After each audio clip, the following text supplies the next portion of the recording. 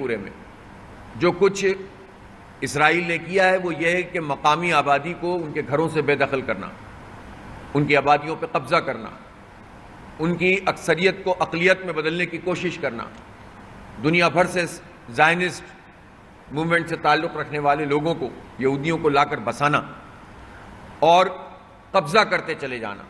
اور بالکل یہی کام کشمیر میں بھارت کر رہا ہے کہ جموں و کشمیر اور لداخ یہاں تناسب کو بدلنے اور مسلمانوں کی اکثریت کو اقلیت میں بدلنے کے لیے اس نے سارے کارروائی کی ہے۔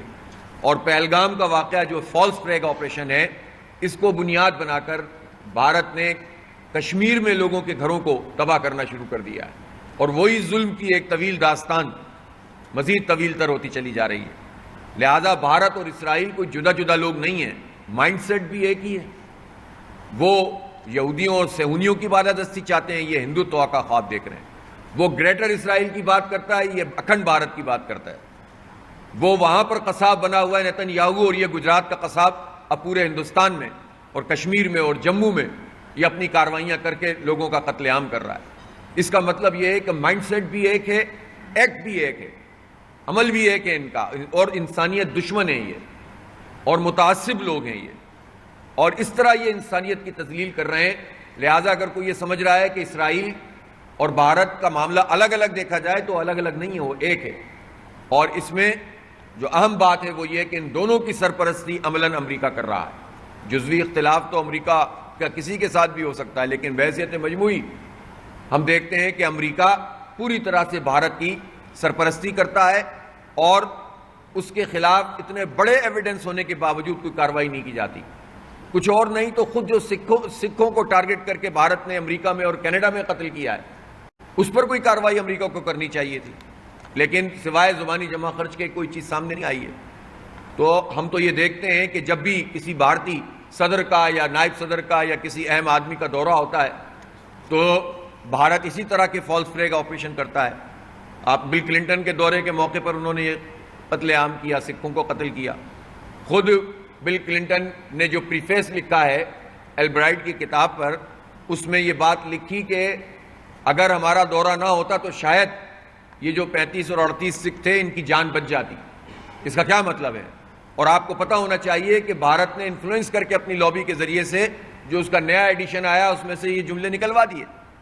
تو آپ سوچ سکتے ہیں کہ یہ کتنا ایک دوسرے کے ساتھ ملے ہوئے لوگ ہیں، جبکہ شروع کے ایڈیشنز میں یہ سب چیزیں موجود ہیں۔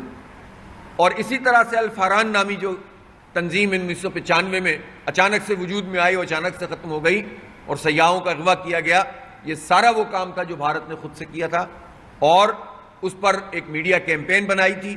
اور اس وقت بھی یہی ہوا ہے کہ جیسے ہی پہلگام کا یہ واقعہ ہوا، چند منٹ میں کیمپین شروع ہو گئی، وہی ان کے تجزیہ نگار دفاعی ٹی وی پہ آ کے بیٹھ گئے، وہی جنونیت پورے میڈیا پہ نظر آنے لگی، اور اسی طرح انہوں نے ایکشن لینا شروع کر دیا جو ہمارے کشمیریوں کے خلاف۔ اور پھر یہی نہیں، آبی جارحیت کا بھی مظاہرہ کیا، اور کل بھی انہوں نے جو ہے وہ پانی بند کیا ہے۔ اور اب اس بات کا بھی خطرہ ہے کہ اچانک پانی کھول کر فلڈ میں مبتلا پاکستان کو کریں۔ یہ آبی جارحیت ہے، یہ جنگ ہے جو اس نے مسلط کی ہے۔ اور اقوام متحدہ میں بھی پاکستان یقیناً گیا ہے، لیکن پاکستان کو زیادہ تیز رفتاری سے پوری دنیا میں اپنے اس کیس کو پیش کرنا ہوگا، اور پوری قوم کو اس وقت جو ہے وہ پوری یکجائی کے ساتھ، یکجہتی کے ساتھ ان سارے حالات کا مقابلہ کرنا ہوگا۔ تو اس لیے بھارت اور پاکستان کے اس پوری جو ٹینشن ہے اور یہ جو صورتحال ہے، اس میں حکومت کی ذمہ داری یہ ہے کہ وہ قوم میں یکجہتی پیدا کرے، اور صرف یہ بریفنگز دینے سے مسئلہ حل نہیں ہوگا، پراپر طریقے سے آل پارٹیز کانفرنس کرنی چاہیے، ایجنڈا اس کا بالکل واضح ہونا چاہیے۔ پھر اگر کوئی آل پارٹیز میں آئے گا نہیں آئے گا یہ اس کا مسئلہ ہے، لیکن حکومت کو انیشیٹ کرنا چاہیے اور اس پر ایک قومی اتفاق رائے پیدا کرنا چاہیے۔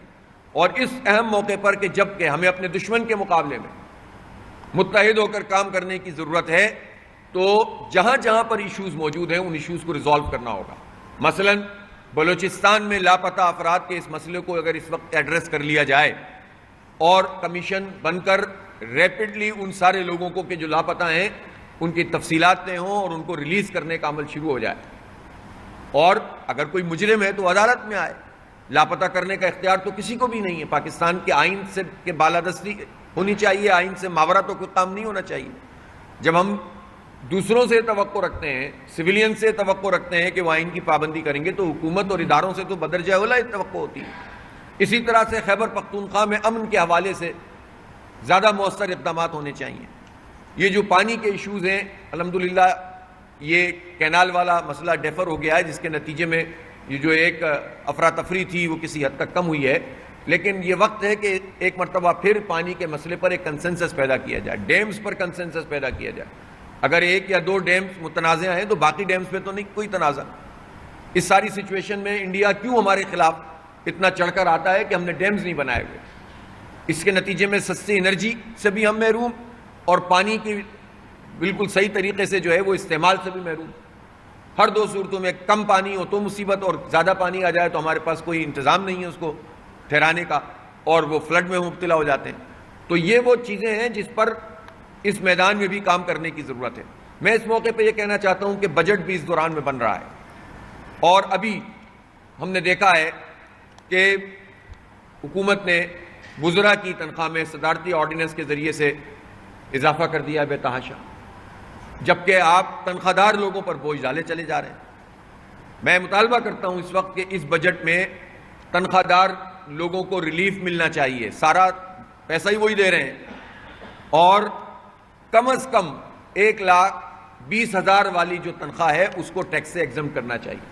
آج کل یہ رقم کتنی ہوتی ہے؟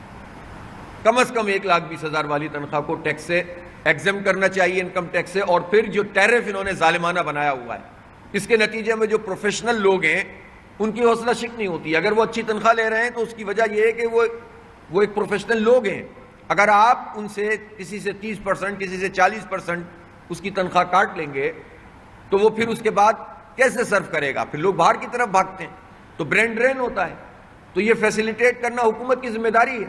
ٹیکس وصول کریں، لیکن اتنا کریں کہ جتنا لوگ جو ہیں وہ سروائیو کر سکیں۔ ہر ایک کی اپنی ایک ضرورت ہوتی ہے۔ مڈل کلاس لوگ ہوتے ہیں، بڑی مشکل سے تعلیم حاصل کرتے ہیں، وہ اپنے پروفیشن میں آگے بڑھتے ہیں، اور جب سرو کرنے کا موقع آتا ہے تو آپ ان سے چیزیں لیتے چلے جائیں اور سارا انحصار آپ کا اس پر ہو جائے۔ آپ بڑے بڑے جاگیرداروں کو چھوٹ دیتے رہیں، چھوٹے کسانوں پر آپ حملہ آور ہوتے رہیں، تنخواہ دار کا آپ بیڑا غرق کر دیں، اور آپ وزراء کی تنخواہ بڑھا دیں اور عام لوگوں پر جو ہے وہ بوجھ ڈالتے چلے جائیں، تو اس کے نتیجے میں تو اکانومی ٹھیک نہیں ہوگی۔ اور میں یہ کہنا چاہتا ہوں کہ جتنے اشاریے اس وقت ملک میں اکانومی کی بہتری کے حوالے سے حکومت دے رہی ہے، اس کا عام آدمی پہ کیا اثر ہے؟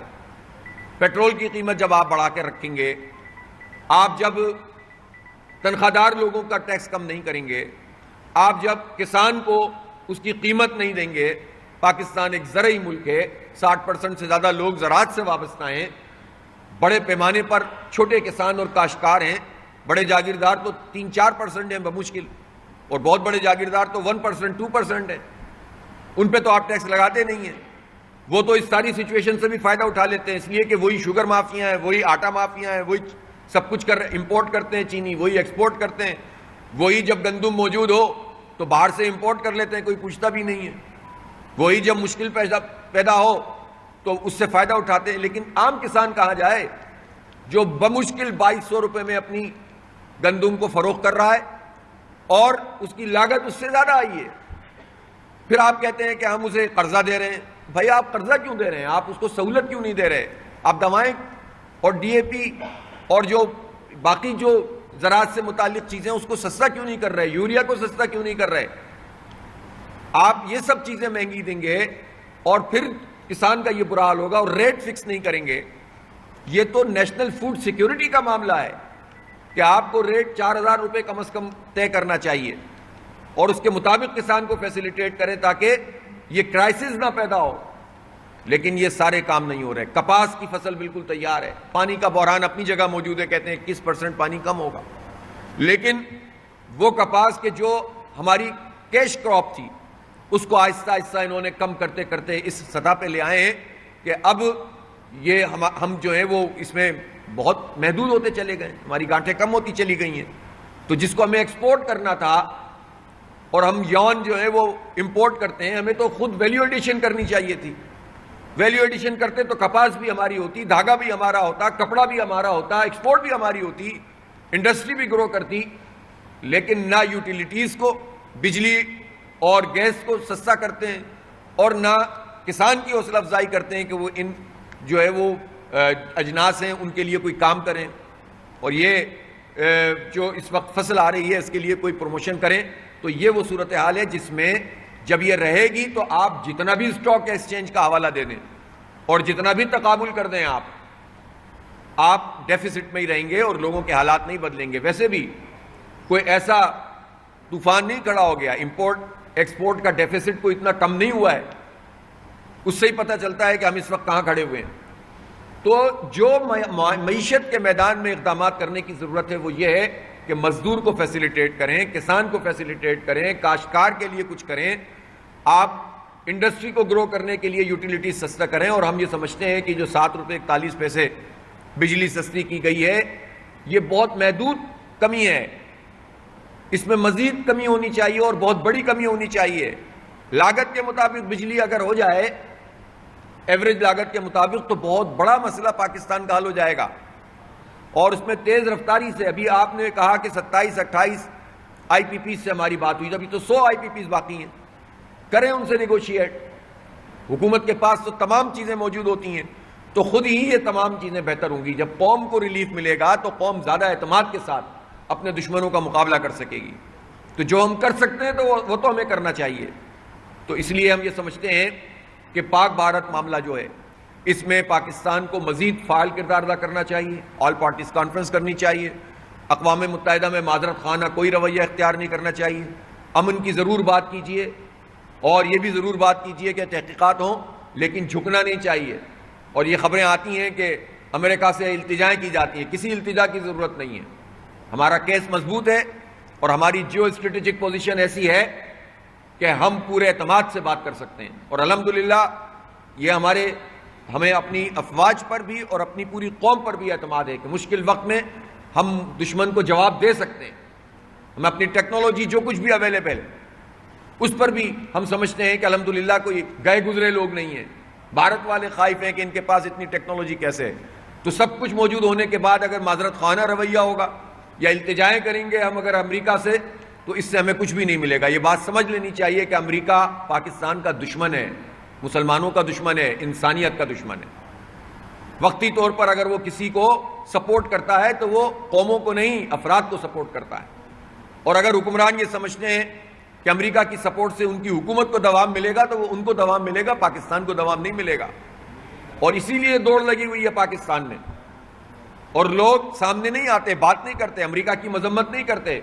اب حکومت ہو یا اپوزیشن ہو، غزہ میں 60,000 انسان قتل کر دیے گئے، امریکہ کی کوئی مذمت نہیں کرتا. نہ نون لیگ کرتی ہے، نہ پیپلز پارٹی کرتی ہے، نہ پی ٹی آئی کرتی ہے.